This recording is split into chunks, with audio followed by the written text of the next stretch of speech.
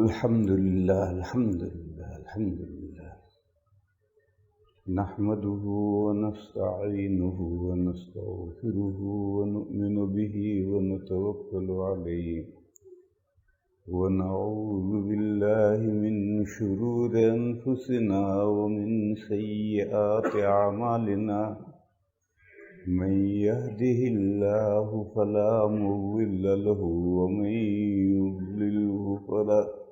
ومن يضلله فلا هادي له وأشهد أن لا إله إلا الله وحده لا شريك له وأشهد أن سيدنا ومولانا وحبيبنا وشفيعنا محمدا عبده ورسوله أرسله إلى الناس كافة بشيرا ونذيرا وداعيا إلى الله بإذنه وسراجا منيرا صلى الله تعالى عليه وعلى آله وصحبه وبارك وسلم تسليما كثيرا وبعد فأعوذ بالله من الشيطان الرجيم بسم الله الرحمن الرحيم قد أتى على الإنسان حين من الدهر لم يكن شيئا مذكورا إنا خلقنا الإنسان من نطفة أمشاج فنبتليه فجعلناه سميعا بصيرا صدق اللہ مولانا العظیم۔ بزرگوں اور بھائیوں، آج تقدیر کو سمجھنا ہے۔ تقدیر ویری سمپل پرابلم، نہایت بدیہی موٹا مسئلہ۔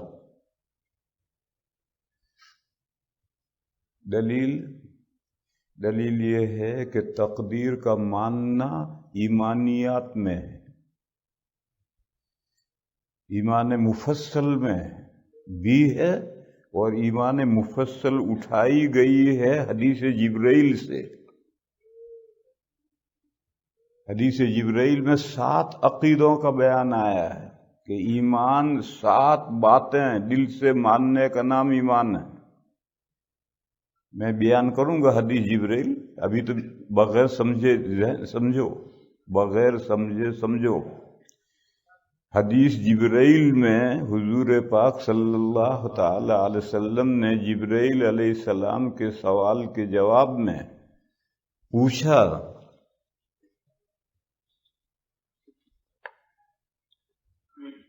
مل ایمان کیا چیز ہے؟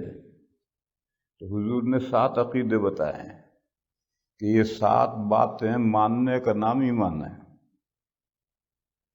انہی 7 باتوں کو ایمان مفصل میں لیا ہے۔ جو تعلیم الاسلام میں ہم بچوں کو ایمان مفصل یاد کراتے ہیں، ایمان مفصل اس کے مقابل ہے ایمان مجمل۔ ایمان مجمل میں یہی 7 باتیں خلاصے کے طور پر لی ہیں، کھولی نہیں ہیں، اور ایک بات اور بڑھائی ہے، وہ بات بھی بڑھائی نہیں ہے، وہ بھی ایمان مفصل ہی کا خلاصہ ہے۔ آمنت باللہ کما ہوا باسمائہ وصفاتہ وقبلت جمیع احکامہ۔ میں اللہ کو مانتا ہوں جیسی ان کی صفتیں ہیں اور ان کے نام پاک ہیں، ان کی ساری صفتوں کو بھی مانتا ہوں، ان کے تمام مبارک ناموں کو بھی مانتا ہوں۔ آمنت باللہ کما ہوا باسمائہ وصفاتہ، اللہ کے جو نام ہیں ان ناموں کے ساتھ میں اللہ کو مانتا ہوں، اور اللہ کی جو صفتیں ہیں ان صفتوں کے ساتھ میں اللہ کو مانتا ہوں۔ وَقَبِلْتُ جَمِيعَ أَحْكَامِهِ، اور اللہ نے میری طرف جو احکام بھیجے ہیں ان سب کو میں مانتا ہوں۔ یہ ایمان مجمل ہے، یعنی گول گول ایمان، کھولے بغیر ایمان، پھیلائے بغیر ایمان، تفصیل کیے بغیر ایمان، شارٹ۔ اللہ کو ماننا اسماء و صفات کے ساتھ، ناموں کے ساتھ اور صفتوں کے ساتھ۔ میرے بھائیوں، یہ سمجھنا چاہیے کہ اللہ ذات بحت کا نام نہیں ہے، یہ ستون ہے، اس میں کوئی کمال نہیں ہے، نہ پازیٹو نہ نیگیٹو، یہ ستون کھڑا ہے، اس میں کوئی کمال نہیں، نہ مثبت نہ منفی۔ یہ ایسا اللہ ایسے ذات بحت نہیں ہے، بحت کے معنی اونلی، اللہ ذات بحت نہیں ہے۔ اللہ میں 7 صفتیں ہیں اور بے شمار اسماء حسنی ہیں۔ اسماء حسنی کمالات پر دلالت کرنے والی الفاظ ہیں۔ اللہ میں بے شمار کمالات ہیں، مثبت بھی اور منفی بھی، پازیٹو بھی کمالات ہیں اور نیگیٹو بھی کمالات ہیں، اور 7 صفتیں ہیں۔ صفت میں اور اسماء حسنی میں کیا فرق ہے؟ ذرا سا فرق ہے۔ وہ بات جس کے ساتھ اللہ کو متصف کرنا ضروری ہے اور اس کی ضد کے ساتھ اللہ کو متصف نہیں کر سکتے، وہ صفتیں ہیں۔ ایسی 7 باتیں ہیں جن کے ساتھ متصف کرنا ضروری، ان کی ضد کے ساتھ اللہ کو متصف نہیں کر سکتے۔ پہلی صفت اللہ کی ہے حی، اللہ زندہ ہے، یہ اللہ کی صفت ہے، اور اس کی حی زندہ کی جو ضد ہے اس کے ساتھ اللہ کو متصف نہیں کر سکتے۔ دوسری صفت ہے اللہ سمیع ہے، خوب سننے والے ہیں، اس کی جو ضد ہے بہرا ہونا، اس کے ساتھ اللہ کو متصف نہیں کر سکتے۔ تیسری صفت ہے بصیر ہونا، اللہ ہر چیز دیکھ رہے ہیں، اس کی جو ضد ہے اندھا ہونا، اس کے ساتھ اللہ کو منتصف نہیں کر سکتے۔ تیسری صفت ہے علیم ہونا، وہ ہر چیز جانتے ہیں، اس کی جو ضد ہے جہالت نہ جاننا، اس کے ساتھ اللہ کو متصف نہیں کر سکتے۔ اسی طرح سے اور صفت ہے شائی، مرید وغیرہ۔ بہرحال 7 صفتیں تو وہ ہیں جن کے ساتھ اللہ کو متصف کرنا ضروری ہے اور ان کی ضد کے ساتھ متصف نہیں کر سکتے، یہ صفتیں ہیں۔ اور اس کے علاوہ دوسری باتیں اللہ پاک میں ہیں، اس کو بھی متصف کر سکتے ہیں اور اس کی ضد کے ساتھ بھی متصف کر سکتے ہیں۔ جیسے اللہ رزاق ہیں، یہ صفت نہیں ہے، یہ اللہ کا نام ہے، کیونکہ اللہ روزی پہنچانے والے ہیں تو روزی روکتے بھی ہیں، اللہ روزی کھولتے بھی ہیں، روکتے بھی ہیں۔ روکتے بھی ہیں یعنی اس پہ روکنے پر قادر ہیں۔ بے ایمان یوں تو اللہ نے ہر مخلوق کی روزی کا ذمہ لے لیا ہے، لیکن روزی رسانی کی جو ضد ہے اس پر قادر ہیں، روکنا چاہیں تو روک سکتے ہیں۔ اللہ یبسط الرزق لمن یشاء من عباده ویقدر له۔ بس اللہ تعالیٰ کے لیے صفت رزاق ہے، ان اللہ هو الرزاق، یہ رزاق اس نام ہے، اسماء حسنی میں سے ہے، اللہ کے کمالات پر دلالت کرنے والا ہے، اور اس کی جو ضد ہے اس کے ساتھ بھی دو۔ اور مثال لو، اللہ محیی ہیں، زندہ کرنے والا ہے، تو اس کی جو ضد ہے ممیت مارنے والے وہ بھی اللہ ہے۔ تو احیا یہ اللہ کی صفت نہیں، اللہ کا نام ہے۔ اتنی تفصیل میرے خیال سے آپ حضرات کے لیے کافی ہوگی۔ نام تو 7 ہیں، وہ نہیں، استغفر اللہ، غلطی کی میں نے، صفتیں تو 7 ہیں اور نام بے شمار ہیں، کیونکہ نام کمالات پر دلالت کرتے ہیں اور کمالات اللہ میں بے شمار ہیں، بس کمالات پر دلالت کرنے والے الفاظ بھی بے شمار ہیں۔ مگر یہ جو اللہ کی صفات ہیں اور اللہ کے نام ہیں، ان کو سمجھانے کے لیے ہماری ڈکشنری کے الفاظ استعمال ہوئے ہیں۔ کیوں آسمان سے اللہ نئے الفاظ اتارتے تو ہم کیا سمجھتے؟ اس لیے ہم انسانوں کے ڈکشنری میں جو الفاظ ہیں صفات پر دلالت کرنے والے اور کمالات پر دلالت کرنے والے، وہی الفاظ اللہ کے لیے استعمال کیے گئے ہیں۔ اس کے علاوہ اللہ کی خوبیوں کو سمجھانے کا اور کوئی راستہ نہیں ہے۔ مگر یہ سمجھنا کہ یہ جو الفاظ ہیں، ان الفاظ سے جو ہمارے ذہن میں ایک مطلب آتا ہے وہ اللہ کے لیے، وہی اللہ کے لیے نہیں، وہی اللہ کے لیے نہیں۔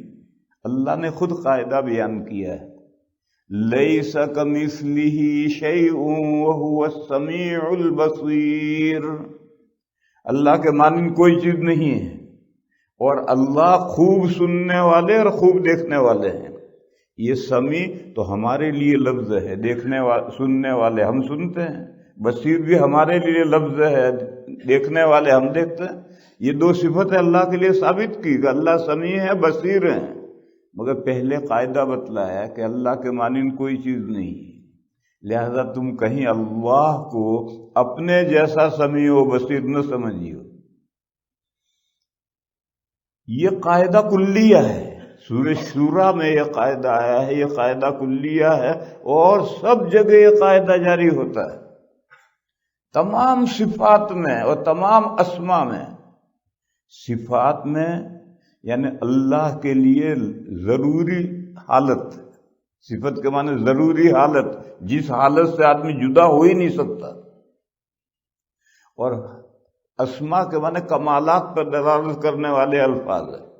اللہ میں جو ضروری حالت ہے اور اللہ میں جو کمالات ہیں ان پر دلالت کرنے والے جو الفاظ قرآن و حدیث میں استعمال کیے ہیں، وہ ہمارے لیے جو الفاظ تھے وہ استعمال کیے۔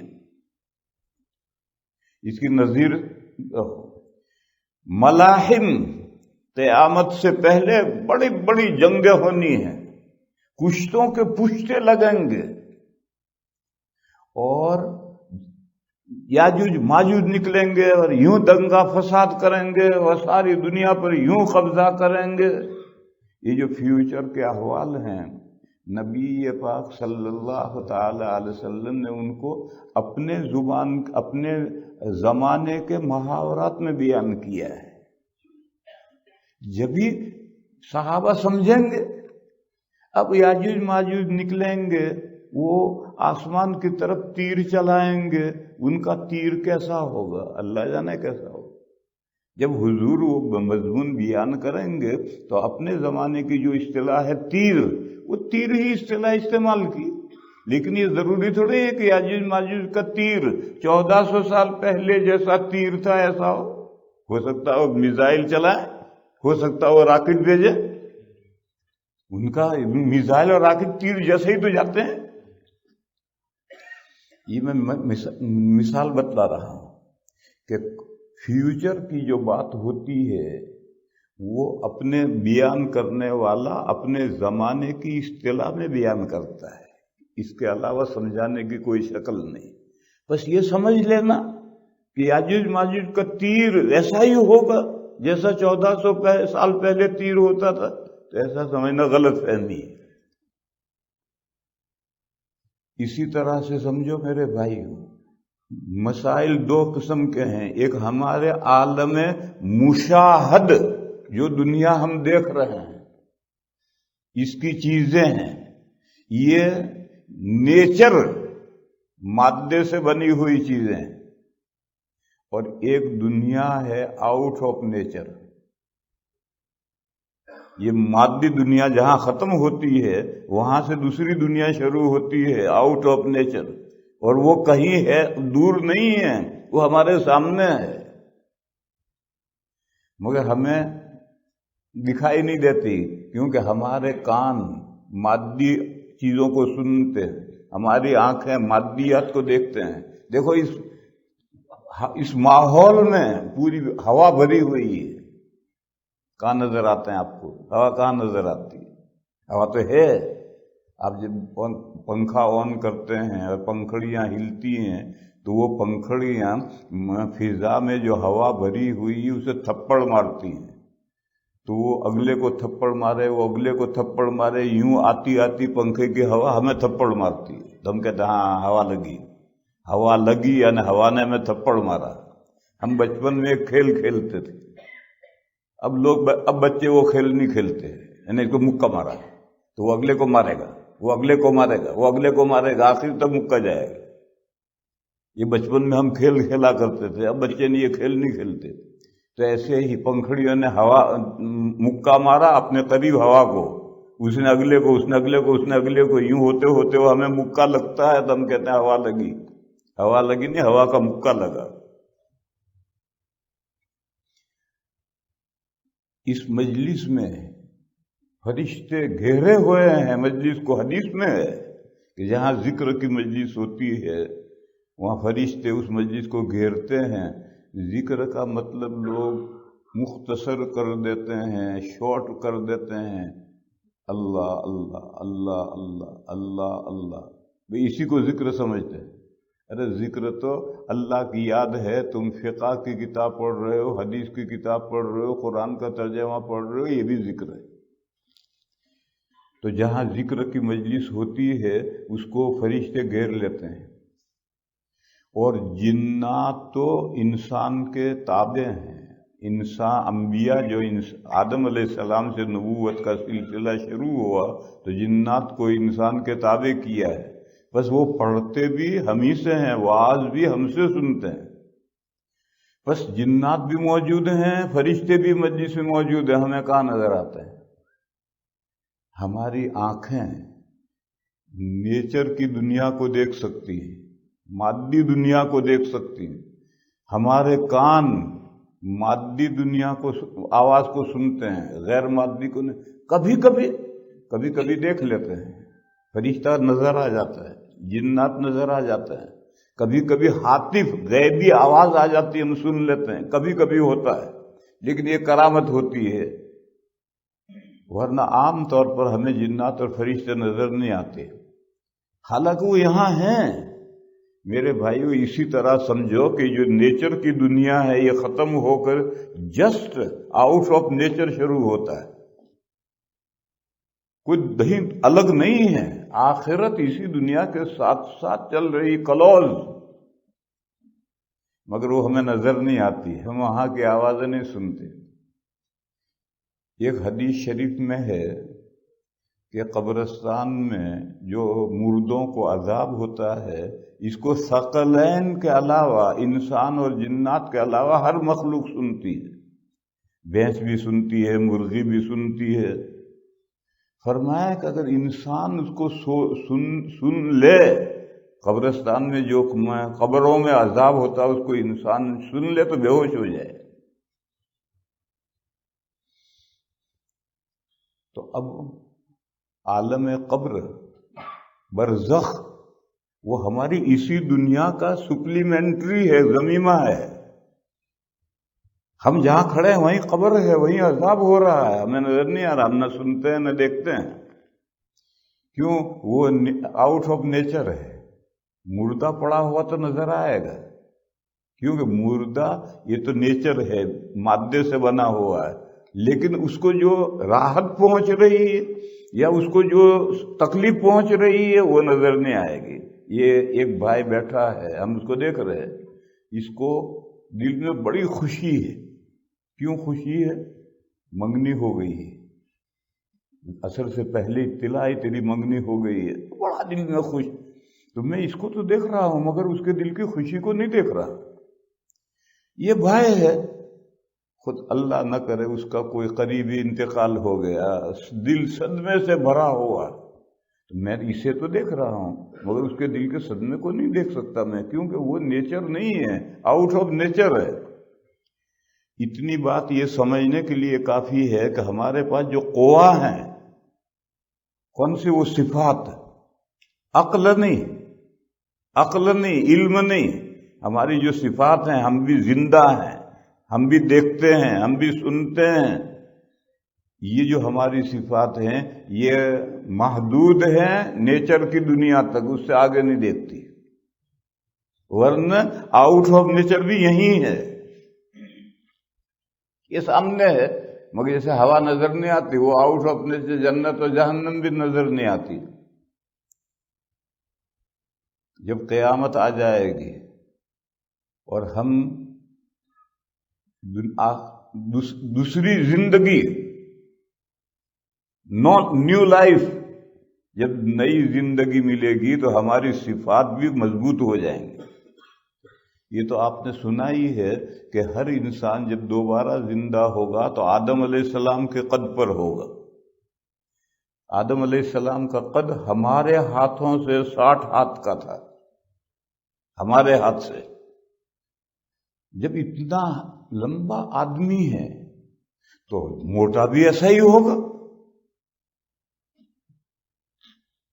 یہ جو آدم علیہ السلام جس قد پر تھے اسی قد پر ہم دوبارہ پیدا ہوں گے۔ جب اسی قد پر پیدا ہوں گے تو اتنے لمبے، اتنے چوڑے، ایسی آنکھوں میں طاقت، ایسی کانوں میں طاقت، جیسے بدن اس کو بڑھ گیا 60 ہاتھ تو اس کے قوا بھی بڑھیں گے اسی طرح سے۔ تو جب دوسری زندگی قیامت کے دن ہم دوبارہ، ہمیں نیو لائف ملے گی اور ایسی پاورفل لائف ملے گی تو قیامت کے میدان میں کھڑے کھڑے جنت بھی نظر آنے لگے گی اور جہنم بھی نظر آنے لگے گی۔ وَأُزْلِفَتِ الْجَنَّةُ لِلْمُتَّقِينَ وَبُرِّزَتِ الْجَحِيمُ لِلْغَاوِينَ۔ یہیں سے جنت بھی نظر آ رہی، جہنم بھی نظر آ رہی ہے۔ کیوں؟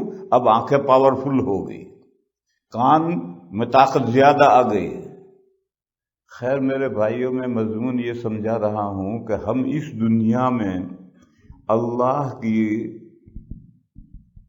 صفات کے لیے جو قرآن میں الفاظ ہیں، حدیثوں میں الفاظ ہیں، اور اللہ کے اسماء حسنہ کے لیے قرآن و حدیث میں جو الفاظ ہیں ان کی پوری حقیقت نہیں سمجھ سکتے، بس برائے نام سمجھ سکتے ہیں۔ جیسے یاجوج ماجوج نکلیں گے اور تیر چلائیں گے تو اس کی پوری حقیقت نہیں سمجھ سکتے، برائے نام سمجھ سکتے ہیں۔ اور سمجھانے کے لیے قرآن و حدیث میں الفاظ وہ استعمال کیے ہیں جو انسانوں کے لیے ہیں، کیونکہ آسمان سے نئے الفاظ اگر اتارے جائیں تو ہم اس کو کیسے سمجھیں گے؟ دیکھو، ایک آدمی، میں یہاں آتا ہوں تو بیان میں کوئی لفظ کبھی انگریزی بول دیتا ہوں تو عادت پڑ گئی، تو وہاں دارالعلوم دیوبند میں سبق پڑھاتا ہوں تو بھی کوئی لفظ انگریزی بول دیتا ہوں۔ تو وہاں ایک بڑے استاد ہیں حضرت مولانا ریاست علی صاحب مد ذلہ، وہ ترمذی شریف پڑھاتے ہیں۔ انہوں نے مجھے باقاعدہ آدمی بھیج کر کہا کہ آپ سبق میں انگریزی لفظ نہ بولا کریں، کیونکہ بیچ میں ایک لفظ انگریزی بولا، اس لفظ کو طلبہ تو سمجھتے نہیں، تو سارا مسئلہ ان کے لیے الجھ جاتا ہے۔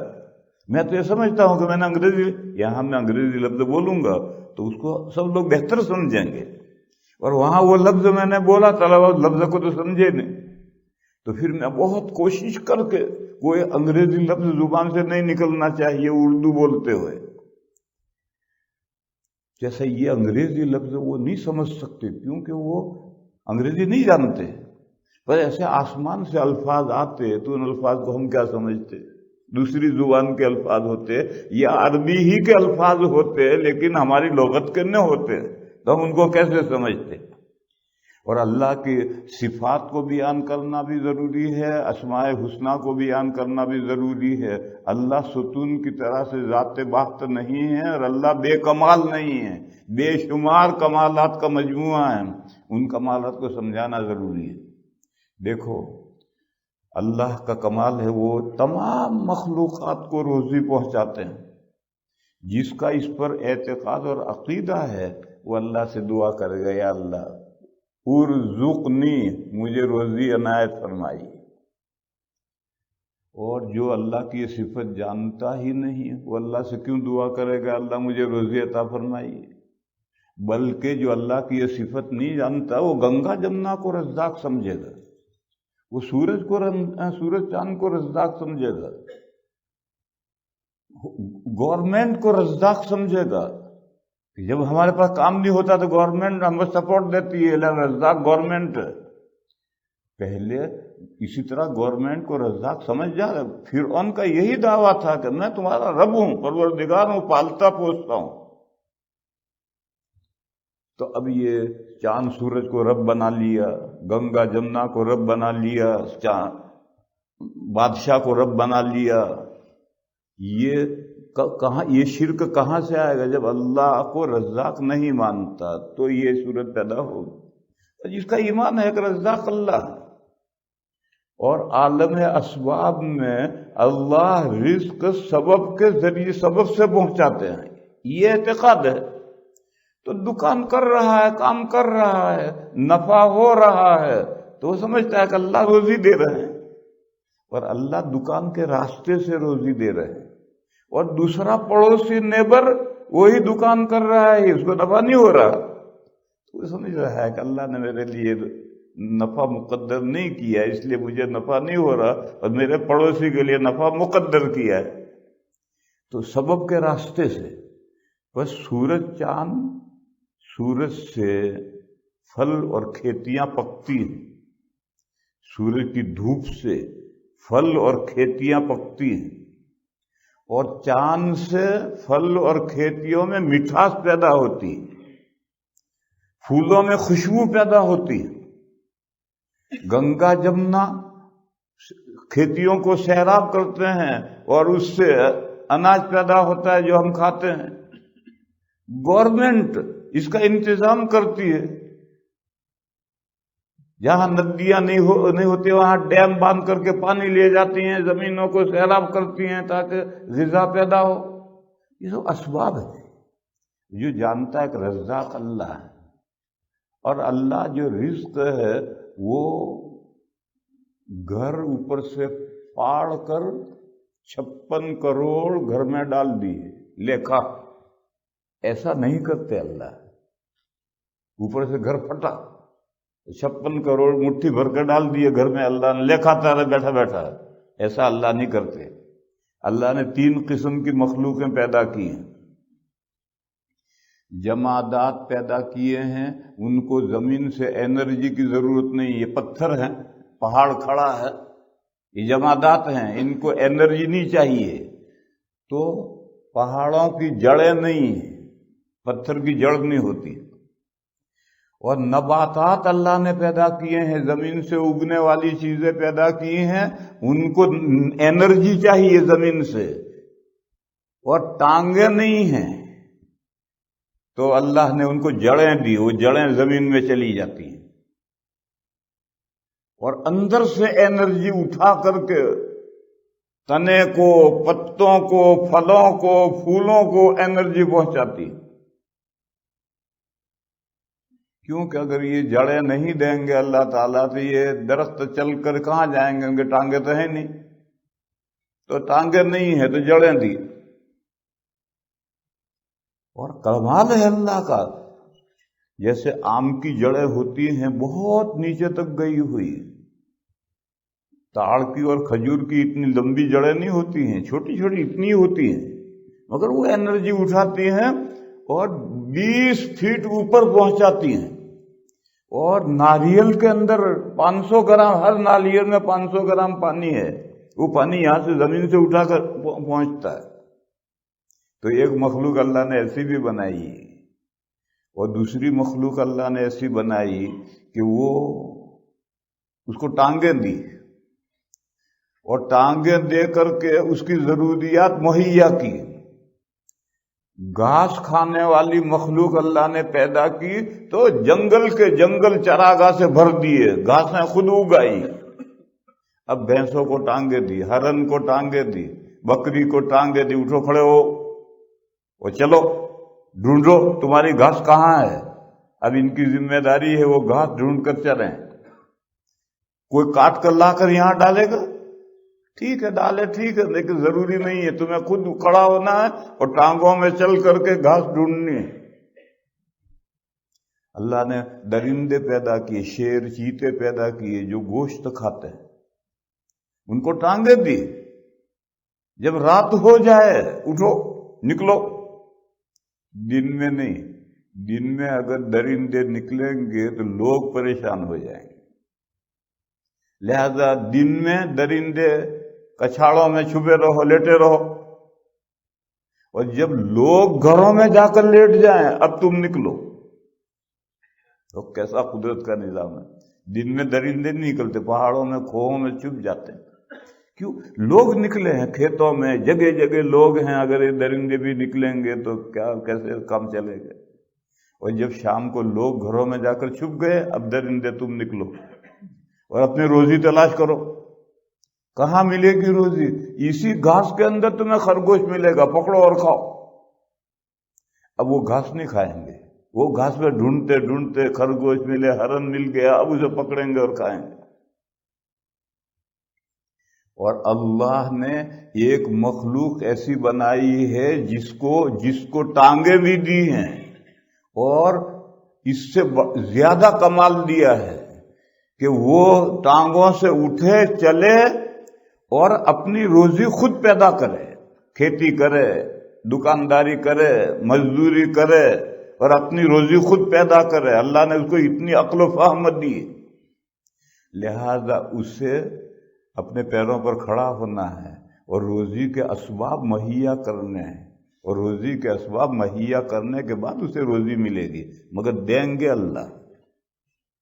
درختوں کو اور گھاس کو جڑیں دی، انرجی پہنچ رہی ہے، یہ اللہ روزی پہنچا رہے ہیں۔ جانوروں کو، درندوں چرندوں کو پیر دیا اور کہیں نہ کہیں گھاس پیدا کر دی، درند شکار پیدا کر دیے، اب یہ جاتے ہیں شکار پکڑتے ہیں، گھاس کھاتے ہیں، یہ اللہ روزی پہنچا رہے ہیں۔ انسان کو اس طرح روزی نہیں پہنچا رہے، ٹانگیں تو اس کو بھی دی مگر ٹانگوں سے آگے صلاحیتیں بھی دی، کچھ اور غیر معمولی ایکسٹرا آرڈینری صلاحیتیں دی ہیں، لہذا ان کو یہ حکم ہے کہ اٹھو اپنی روزی خود پیدا کرو۔ اب انسان محنت کر کے روزی پیدا کرتا ہے تو یہ اللہ روزی پہنچاتے ہیں، اللہ نے اس طرح سے سبب بنایا ہے۔ وہ ایک مولانا صاحب نے تقریر کی کہ رزاق اللہ ہیں، ہر ایک کی روزی پہنچتی ہے۔ ان نفسا لن تموت حتی تستکمل رزقها الا فاجملوا فی الطلب۔ سنو، کوئی بھی جاندار اس کی اس وقت تک موت نہیں آئے گی جب تک اس کو اس کی پوری روزی نہ پہنچ جائے۔ یہ حدیث بہت اہم ہے، جمعہ کے خطبوں میں پڑھی جاتی ہے۔ الا ان نفسا لن تموت حتی تستکمل رزقها۔ سنو، کوئی سانس لینے والی مخلوق، انسان ہی نہیں، ہر کوئی بھی سانس لینے والی مخلوق یعنی جاندار مخلوق اس وقت تک وہ مرے گی نہیں جب تک اس کے مقدر میں جو روزی لکھ دی گئی ہے وہ روزی اسے نہ پہنچ جائے۔ الا فاجملوا فی الطلب۔ سنو، پس روزی حاصل کرنے کے خوبصورت طریقے اختیار کرو، حرام و ناجائز طریقے مت اختیار کرو، مقدر کی روزی تو پہنچنی ہے۔ اگر حلال اسباب اختیار کرو گے تو ان اسباب سے پہنچے گی، اور حرام اسباب اختیار کرو گے تو ان راہوں سے پہنچے گی۔ تو تم کیوں اپنا نقصان کرتے ہو؟ حرام راہیں کیوں اپناتے ہو؟ حلال راہیں اپناؤ، تمہارے مقدر کی روزی تو ملے گی۔ دیکھو یہاں رک کر ایک مسئلہ سمجھو، حلال بھی رزق ہے اور حرام بھی رزق ہے، حلال بھی رزق ہے اور حرام بھی رزق ہے۔ ایک آدمی کھجور کھا کر کے زندہ رہتا ہے تو کھجور رزق ہے۔ ایک شخص اونٹ کی مینگنیاں کھا کر زندہ رہتا ہے تو وہ بھی اس کا رزق ہے۔ ایک شخص ذبیحہ کھا کر کے زندہ رہتا ہے تو ذبیحہ اس کا رزق ہے۔ دوسرا سور اور مردار کھا کر جیتا ہے تو وہ بھی اس کا رزق ہے۔ رزق کے معنی نصیب، حصہ۔ تو جیسے حلال بھی رزق ہے، حرام بھی رزق ہے، تو تم اگر حرام راہیں اختیار کرو گے تو اس راہ سے رزق تمہارا حصہ ملے گا، اور حلال راہیں اختیار کرو گے تو اس راہ سے تمہارا حصہ اور رزق ملے گا۔ تو پھر تم باولے ہو، حرام راہیں کیوں اختیار کرتے ہو؟ حلال راہیں کیوں نہیں اختیار کرتے؟ آپ دیکھتے ہو حلال راہیں اپنانے والے ملینر بلینر ہو جاتے ہیں، اور حرام راہیں اپنانے والے قلاش ہو جاتے ہیں، ان کے بعد کچھ بھی نہیں رہتا۔ اور اس کا الٹا بھی ہوتا ہے کہ حرام راہیں اپنائی ملینر ہو گیا، حلال راہیں اپنائی تنگ دست ہو گیا، آمدنی دکان میں سے ہو ہی نہیں رہی۔ یہ تو اللہ ہے، کسی کے لیے رزق پھیلاتے ہیں، کسی کے لیے رزق تنگ کرتے ہیں۔ بس فرمایا کہ تم حلال راہوں سے رزق تلاش کرو، تمہاری جو روزی مقدر ہے، تمہارا حصہ جو مقدر ہے، کھانے میں، پانی میں، سونے میں، جاگنے میں، راحت میں، آرام میں، یہ سب رزق ہے۔ جو تمہارا حصہ مقدر ہے وہ جب تک پورا نہیں ہوگا وہاں تک موت نہیں آئے گی۔ تو پھر حرام راہیں کیوں اپناؤ، حلال راہیں کیوں نہیں اپناتے؟ خیر، مضمون میں یہ سمجھا رہا تھا کہ حلال اور حرام دونوں رزق ہے۔ جو حلال کھانا چاہتا ہے اس کو یہ رزق ملتا ہے، جو حرام کھانا چاہتا ہے اس کو یہ رزق ملتا ہے۔ جیسے بھینس اور بکری کے لیے رزق گھاس ہے، اور شیر اور چیتے کے لیے راست شکار ہے، یہ رزق ہے اس کا۔ اب شیر اور چیتا گھاس نہیں کھاتا، گھاس کے اندر ریبٹ کو ڈھونڈتا ہے، ہرن کو ڈھونڈتا ہے، اور بھینس گھاس کھاتی ہے، اگر ہرن آ بھی گیا گھاس میں تو بھاگ جاتا ہے، اس کو نہیں پکڑتی۔ تو ہر ایک کا رزق ہے، ہر ایک کے حصے میں جو ہے وہ اس کو پہنچتا ہے۔ بس انسان کو چونکہ اللہ تعالیٰ نے غیر معمولی ایکسٹرا آرڈینری عقل و فہم دی، تو فرمایا، حکم دیا کہ ٹانگیں تمہیں ہم نے دی ہیں، سوچنے سمجھنے کی صلاحیت دی ہے، اٹھو اور اپنی روزی خود پیدا کرو۔ یہ جو ہم خود روزی پیدا کرتے ہیں یہ اس واسطے سے، اس سبب سے اللہ رزاق ہے۔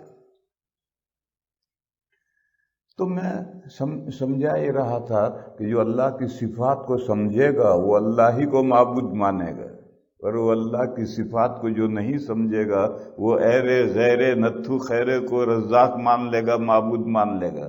اس لیے اللہ کی صفات کے ساتھ اسماء الحسنی پر بھی ایمان لانا ضروری ہے۔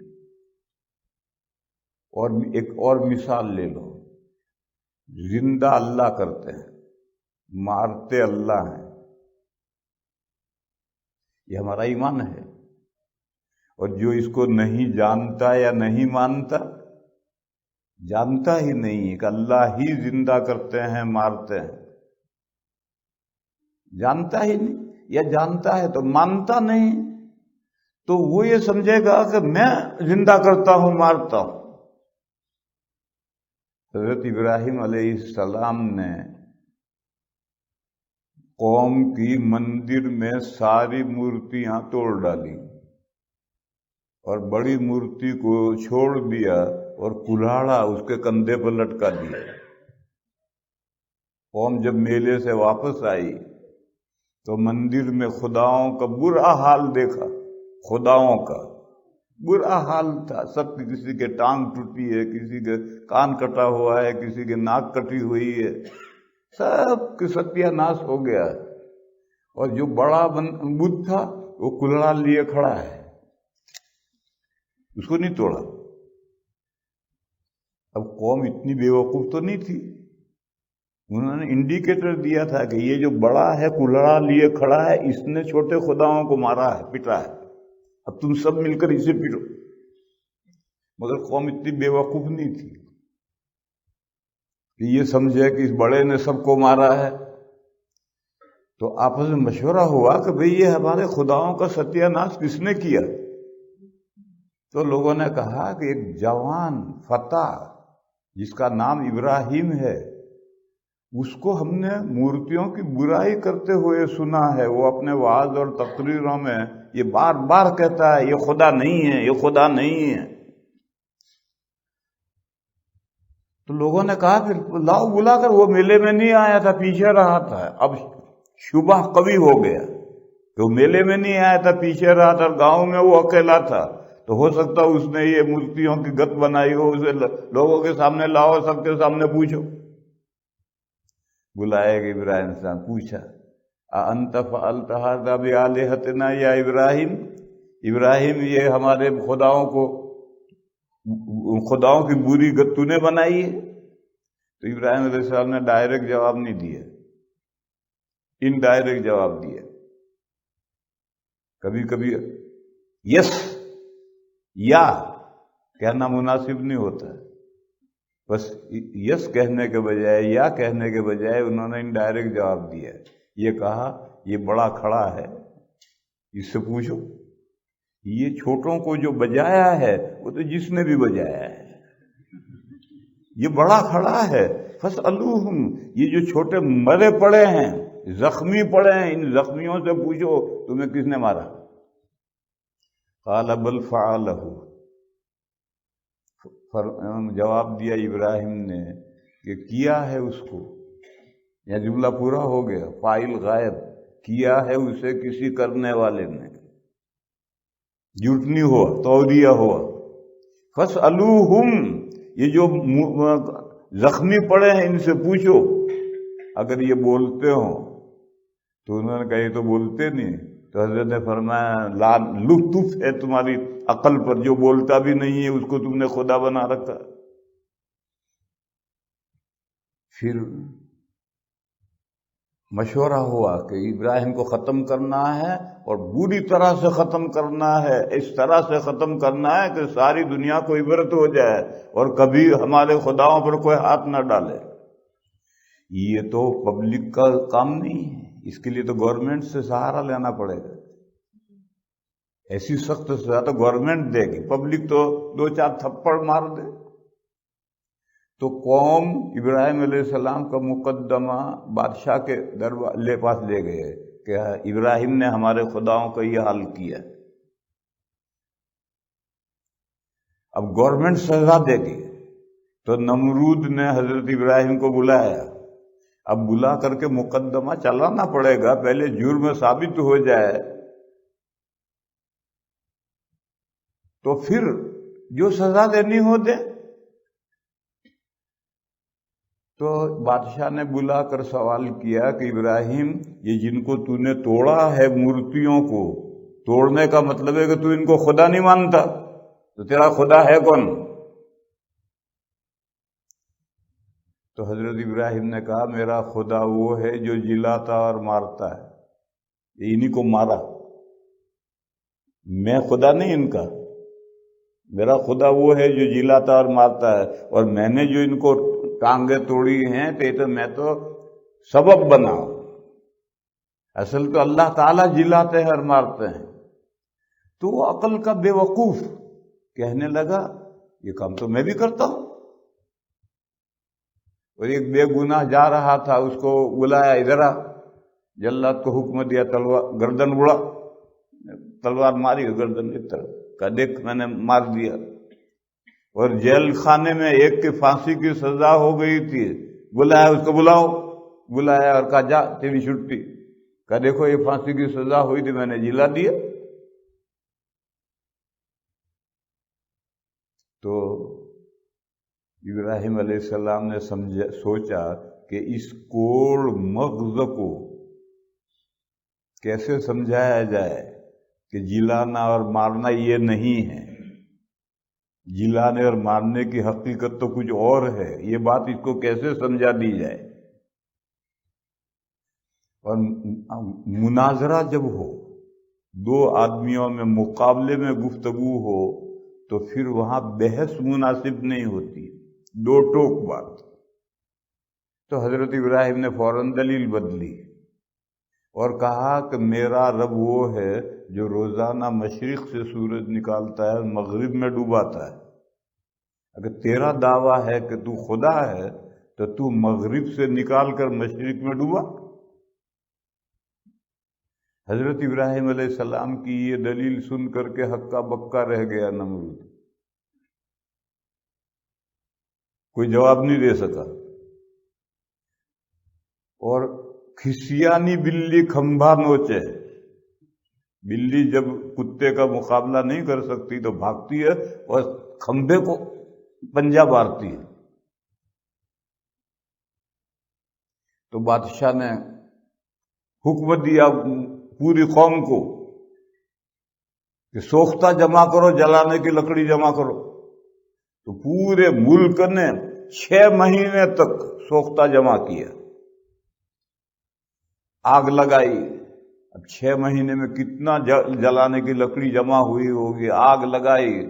جب دہک گئی آگ تو ابراہیم علیہ السلام کو گوفن میں بٹھا کر کے ڈالا اندر، قریب نہیں جا سکتے تھے، اتنی تیز آگ تھی، تو دور سے گوفن میں بٹھا کر پھینکا۔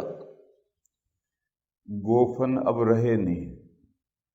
ہمارے بچپن میں کھیت ہے، باجرے کا کھیت ہے، جواری کا کھیت ہے، اس میں چڑیاں آتی ہیں چگنے کے لیے، تو کھیت کے بیچ میں ایک اونچا سا چھپر بناتے ہیں، وہاں ڈھیلے لے کر کے ایک آدمی کھڑا رہتا ہے، چڑیا آئی تو اسے گوفن میں ڈھیلا لے کر کے پھینکا، وہیں جا کر گرے گا تو چڑیا اڑ جائیں گے۔ اس کو گوفن کہتے تھے، اب رہے نہیں گوفن، اب اس کی جگہ پر یہ ٹینک آ گئے ہیں، وہ اسی طرح سے گولا لے کر کے پھینکتے ہیں، جدھر ڈالنا ہے وہاں ڈالتے ہیں۔ یہ جو ٹینک ہیں یہ گوفن ہی کی شکل ہے، تو گوفن میں بٹھا کر کے ڈالا۔ اب اس وقت کی گوفن کیسے ہوگی؟ چڑیا اڑانے کی گوفن تو اتنا ڈھیلا رکھ کر یوں یوں کر کے یوں پھینکتے ہیں، تو ابراہیم علیہ السلام کو ایک آدمی تو یوں یوں کر کے نہیں پھینک سکتا، تو اس بادشاہ کا گوفن کیسی ہوگی، اللہ جانے کیسی ہوگی۔ جیسے یاجوج ماجوج کے تیر کیسے ہوں گے معلوم نہیں کیسے ہوں گے۔ دیکھو آگ کی خاصیت جلانا ہے، اور جو چیز آگ میں ڈالو گے آگ جلا ڈالے گی، کسی کو چھوڑے گی نہیں۔ قرآن شریف ڈال دو جلا دے گی، نیک بندے کو ڈال دو جلا دے گی، برے بندے کو ڈال دو جلا دے گی، کاغذ ڈال دو، گھاس ڈال دو، لکڑی ڈال دو، کچھ بھی ڈال دو اسے جلا دے گی۔ آگ کا کام ہی جلانا ہے، اور اگر کبھی نہ جلائے تو وہ معجزہ یا کرامت ہوگی۔ یہ قاعدہ یاد رکھنے کا۔ قرآن شریف آگ میں ڈالا، آگ نے نہیں جلایا، کبھی ایسا ہوتا ہے تو یہ کرامت اور معجزہ ہوتا ہے۔ ایسے ابراہیم علیہ السلام کو ڈالا، آگ نے نہیں جلایا، یہ معجزہ ہے، کرامت ہے۔ کرامت اور معجزہ ایک ہی چیز ہے۔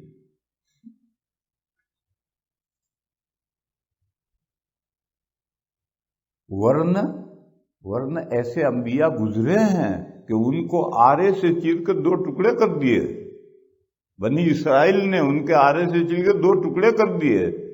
یہ تو اللہ کی کائنات میں ہوتا ہے، یہ تو اسباب و مسببات کی دنیا ہے، اور کبھی سبب کام نہ کرے تو یہ معجزہ اور کرامت ہوتی ہے، خرق عادت ہوتا ہے۔ تو آگ نے نہیں جلایا، بات ختم ہوئی۔ لیکن جہاں قرآن کریم میں یہ واقعہ آیا وہاں بات ختم نہیں ہوئی۔ جب قرآن پڑھنے والا یہاں تک پہنچے گا تو وہ سوچے گا کہ وہ بھی کہہ رہا تھا کہ میں مارتا ہوں اور جلاتا ہوں، وہ بات تو ابراہیم علیہ السلام نے چھوڑ دی، اس کا جواب تو نہیں دیا۔ اس کا مطلب یہ ہے کہ انسان بھی مار سکتا ہے، جلا سکتا ہے۔ اس نے کہا میں مارتا جلاتا ہوں، اور ابراہیم علیہ السلام نے اس کو جواب نہیں دیا اور دوسری دلیل پیش کی۔ یہ قرآن کا قاری یہاں جا کر رکے گا اور یہ سوچے گا۔ جیسا ہمارا طالب علم جب ہم یہ آیت پڑھاتے ہیں تو طالب علم یہ سوال کرتا ہے کہ ابراہیم علیہ السلام نے جو دوسری دلیل پیش کی کہ میرا رب مشرق سے سورج نکالتا ہے، تو اگر رب ہے تو مغرب سے سورج نکال۔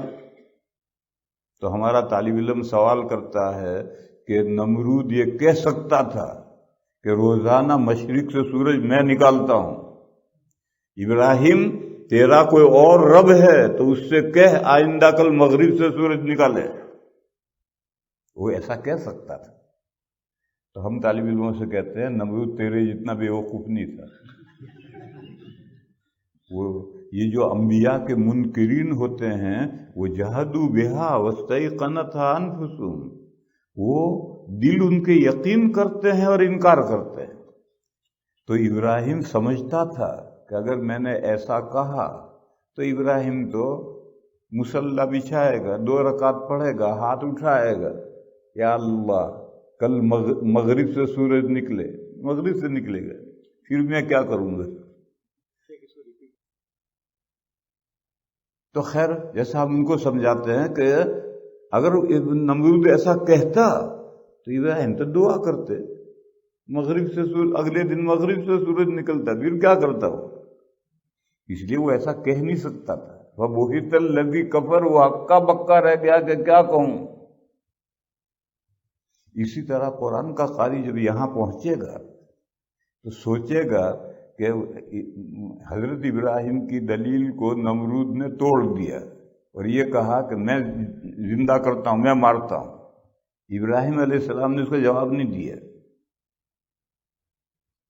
تو کیا اس کی بات صحیح تھی؟ جبھی تو حضرت ابراہیم نے دوسری دلیل پیش کی، اس کی دلیل کا کوئی جواب نہیں دیا۔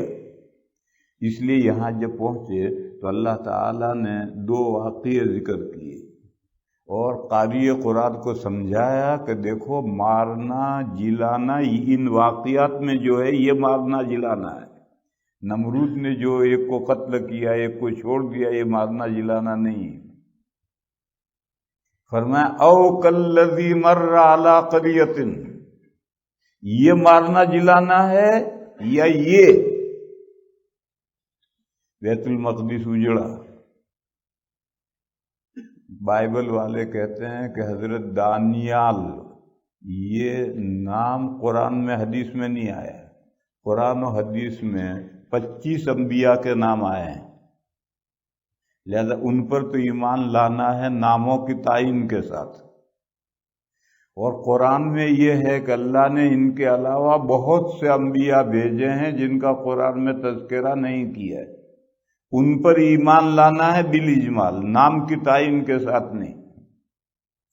اور کوئی نام کی تعین کرے تو اس پر یقین بھی نہیں رکھنا۔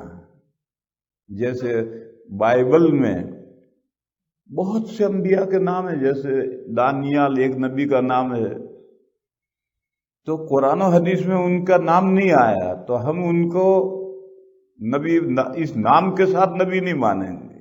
لیکن جو بے شمار انبیاء ہیں ان میں ہو سکتے ہیں وہ۔ اسی طرح سے ہمارے ہندوستان میں جو اوتار ہیں، یہ جو اوتار ہیں یہ نبوت کا نظریہ بگڑ کر کے اوتار تک پہنچا ہے۔ جیسے عیسائیوں کے یہاں نبوت کا نظریہ بگڑ کر کے خدا کا پارٹنر بنا ہے۔ عیسیٰ علیہ السلام اللہ کے 1/3 بنے، حالانکہ عیسیٰ علیہ السلام تو اللہ کے نبی تھے۔ یہ جو الوہیت میں خدائی میں حصے دار بنے ہیں، یہ ان کا بگڑا ہوا مذہب ہے۔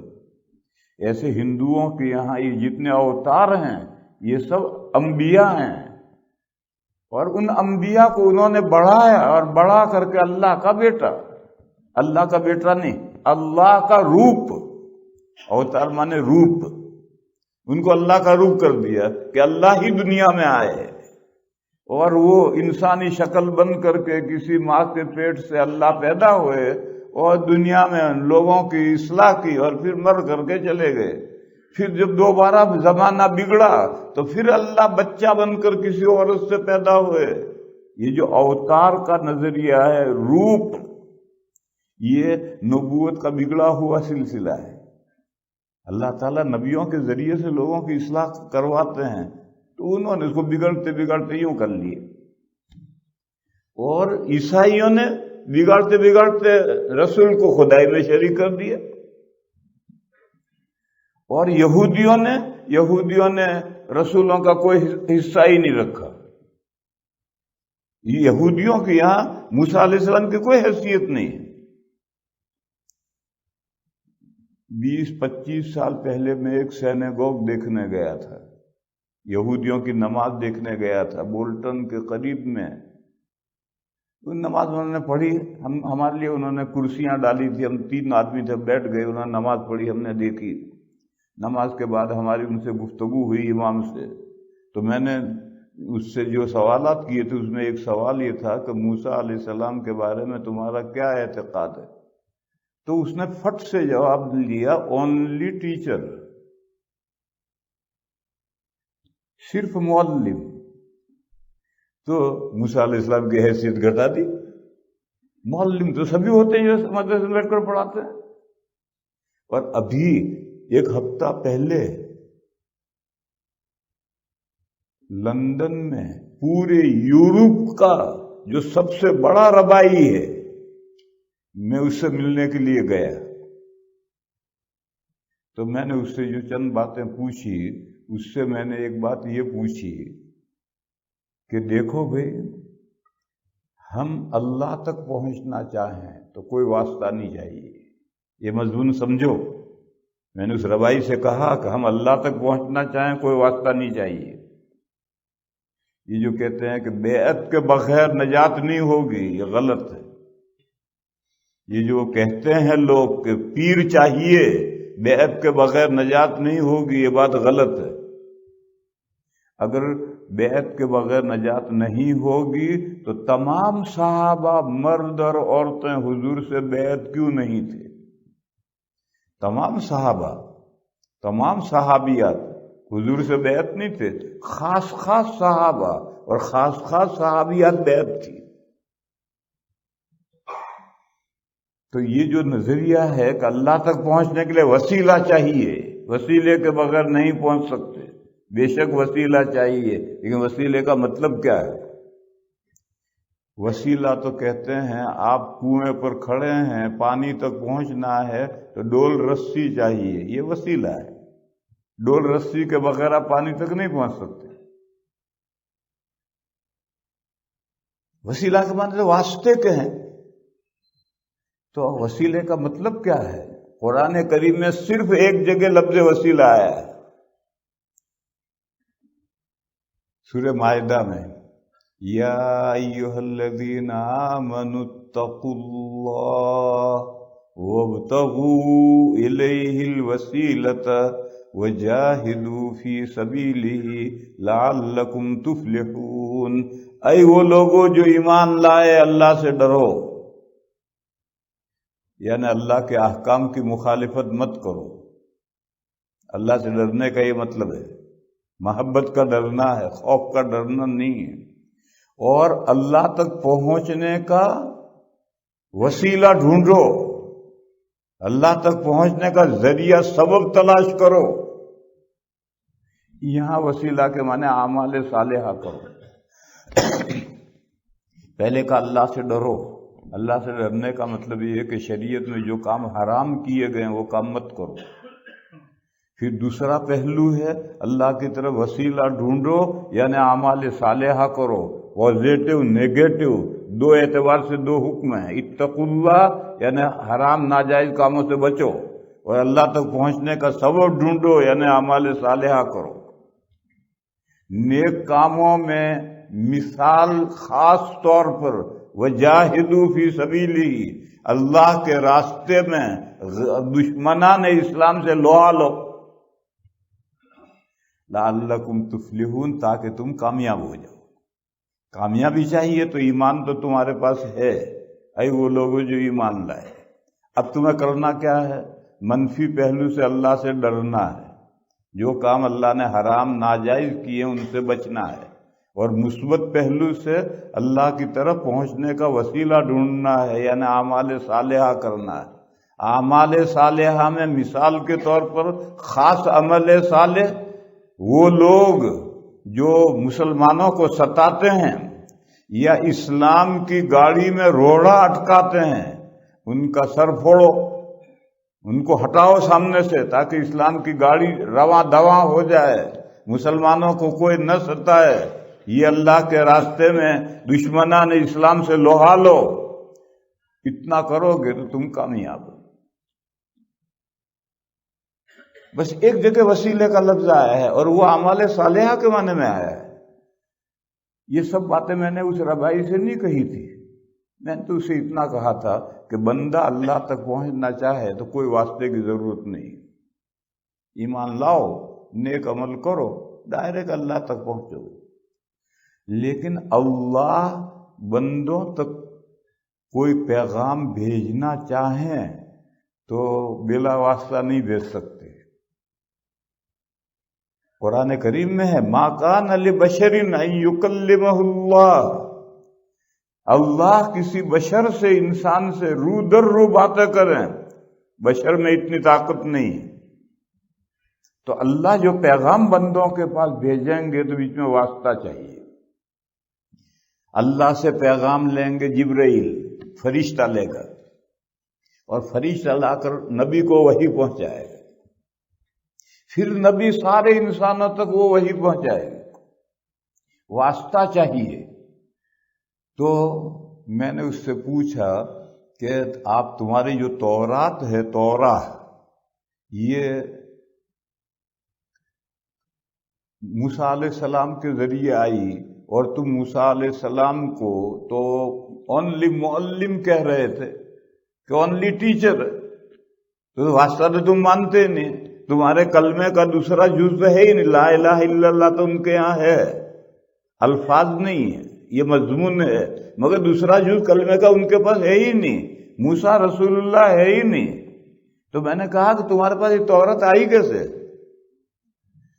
تو سرپرائز حیرت میں رہ گیا، کہنے لگے جیسا ایک آدمی کہیں جاتا ہے، اس کو کوئی لیٹر پکڑا دیا کہ لے لیٹر فلاں کو پہنچا دیے، ایسا ایکسیڈنٹلی، یہی لفظ اس نے کیا کہ ایکسیڈنٹلی موسیٰ علیہ السلام کو اللہ نے تورات پکڑا دی کہ جاؤ میرے بندوں تک پہنچا دینا، دوسرا کلمہ کا جز ہی نہیں ان کے پاس۔ تو وسیلہ تو چاہیے، لیکن یہاں سے اللہ کی طرف جانے کے لیے اللہ کے وصل کے لیے وسیلہ نہیں چاہیے۔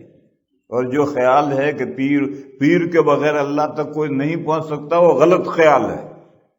ہر بندہ ایمان اور عمل صالح سے ڈائریکٹ اللہ تک پہنچے۔ ہاں، اللہ کی طرف سے جو انسانوں کے ساتھ پیغام آتے ہیں اس میں دو واسطے ضروری ہیں۔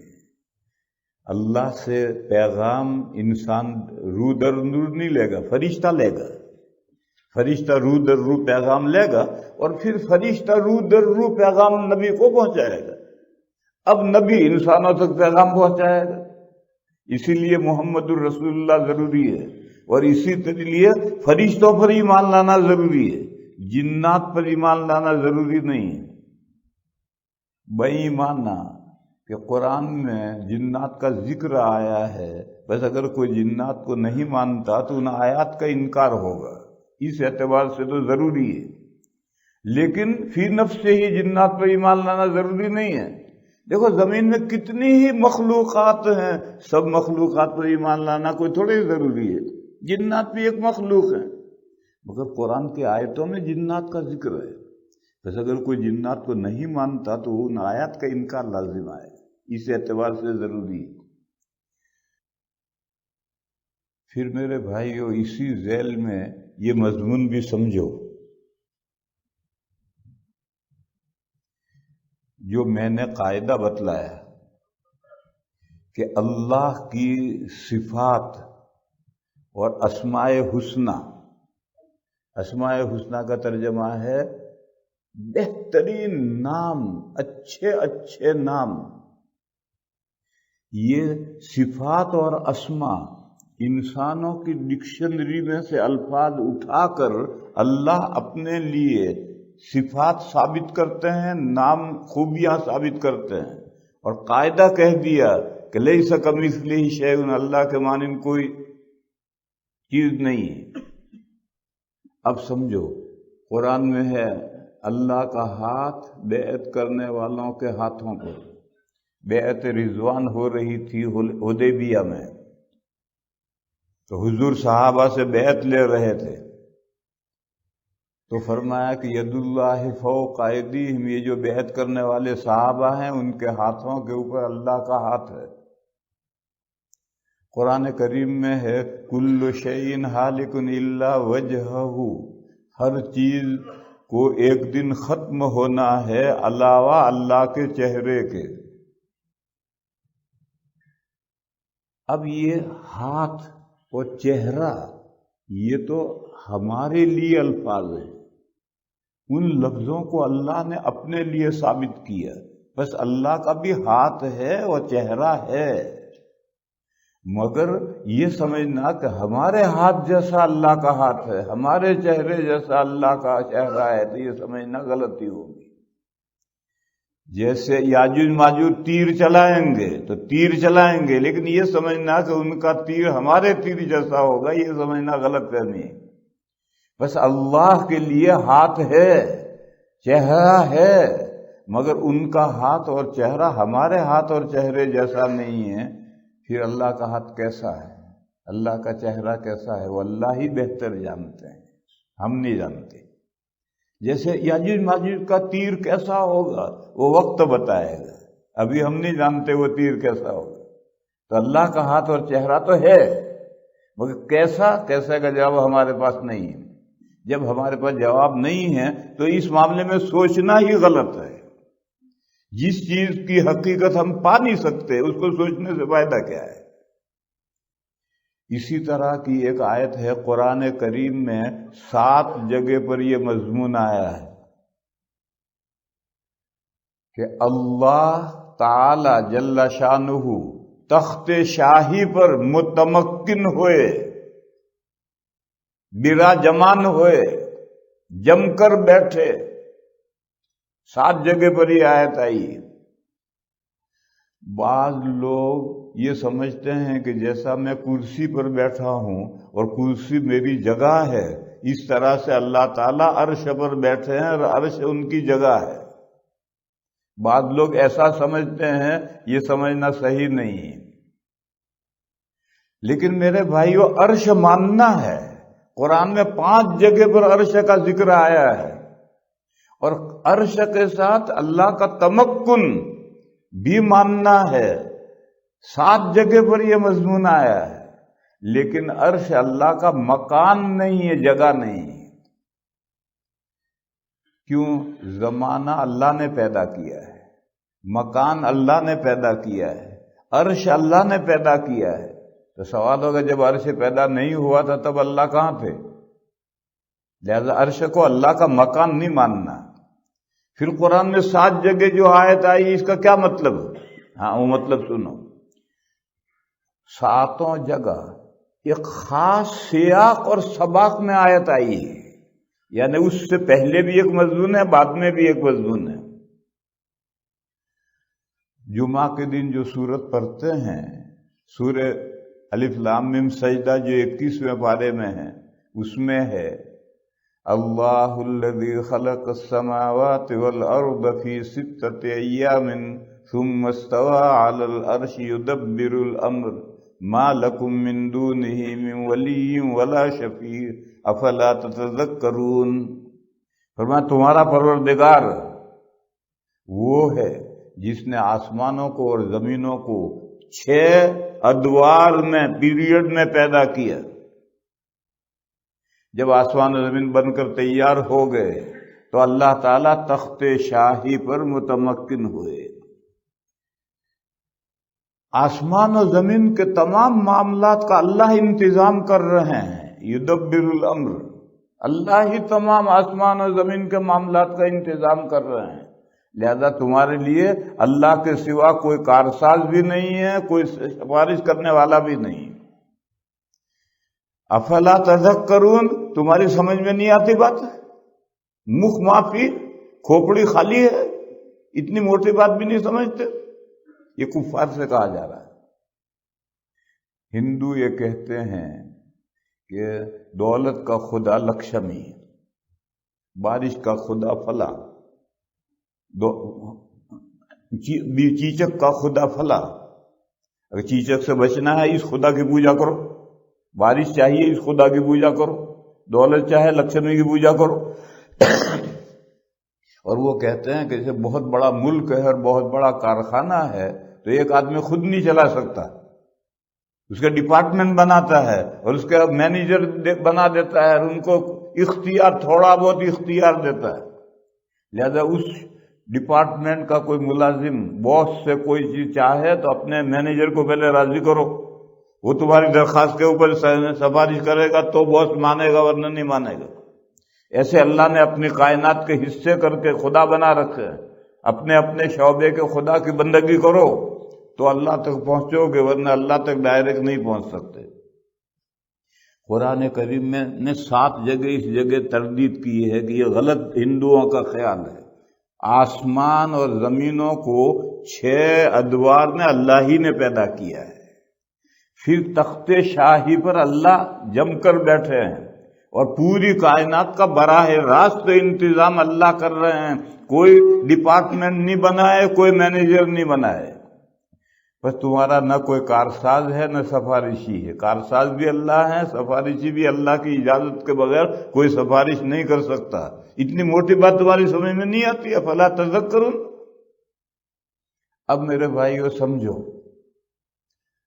خبر آئی کہ ہمایوں کا انتقال ہو گیا، مغل بادشاہوں میں بڑا بادشاہ گزرا ہے، ہمایوں کا انتقال ہوا، بابر تخت نشین ہوا، باپ گیا ہمایوں، اب اس کی جگہ اس کا بیٹا تخت نشین ہوا۔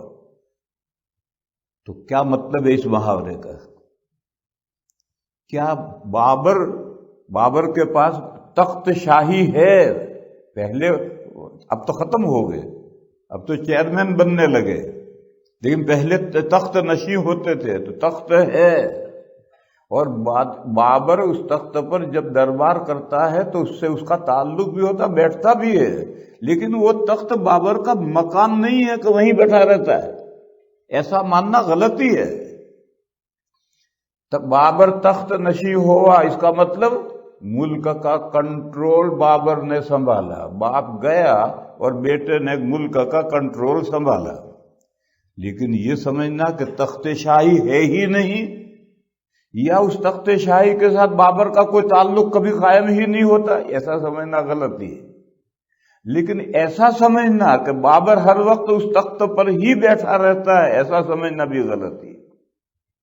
لہذا یہ 7 جگہ جو آیتیں ہیں سب کا مطلب یہ ہے کہ پوری کائنات کا کنٹرول اللہ کے پاس ہے، لیکن تخت بھی ماننا ہے، عرش الہی کو ماننا ہے۔ قرآن میں 5 جگہ عرش کا ذکر ہے اور عرش کے ساتھ اللہ کا تعلق بھی ماننا ہے، مگر عرش کو اللہ کا مکان نہیں ماننا ہے۔